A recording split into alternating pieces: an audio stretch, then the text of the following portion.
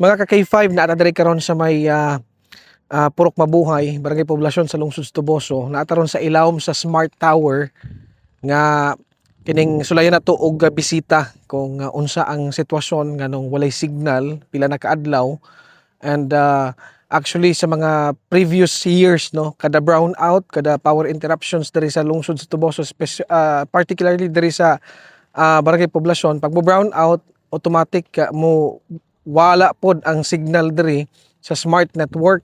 Kini siya nga problema dili lang ni sa panahon nga naay bagyo no. Sa mga akong gikaingon sa mga previous years, kada power interruption mawala pod ang signal. Atong sulayan og bisita no, atong i-check ka K5 Alejandro.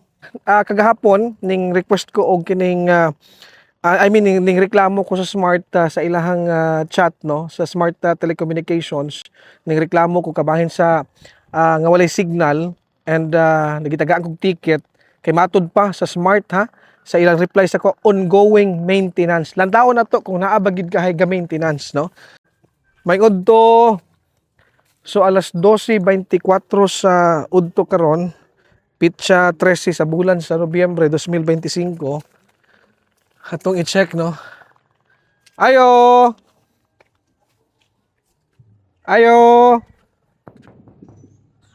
Ayo. So wala ning tubag. Nandaw nakakandado ang nakakandado ang gate nila. Oh, and mingaw kay sa sulod. We do not know kung unsa ang problema diri ron sa smart kay wala may mga abiso no kung unsa ang problema. Ayo. Ayo. Mo ni siya smart tower diri sa Lungsod Tuboso sa Barangay Poblasyon. So mao to mga ka K5 no. Sa ato ang reklamo sa Smart Telecommunications nga customer service. According lang na ako ni ongoing maintenance nga gipahigayon diri sa Smart Tower no diri sa Lungsod Tuboso, diri sa Barangay Poblasyon. But sa atong makita walay tawo nga pahigayon og maintenance bisag security guard wala po tay maistorya kay wala gitawo. Makita nato diri nakakandado ang ilahang gate. Wala gyud walay kisaw no. Puro ra mga galansiyang sa Smart Tower namatog. Kaning itom nga langgam ba. Puro mga galansiyang.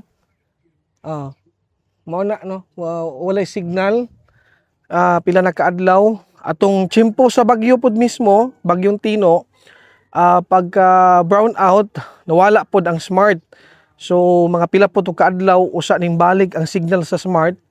Nya atong usang adlaw na pod, if I am not mistaken, no, aning nawala na pod ang signal hangtod karong adlaw Huwebes, pitsa 13 Nobyembre 2025. So mao ni ongoing maintenance ang giingon pero walay tawo nga nag-maintenance karon.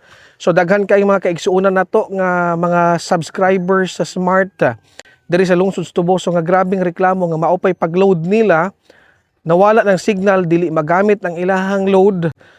Matud pa nila alakansi sila sa ilang gipang load mga ka K5.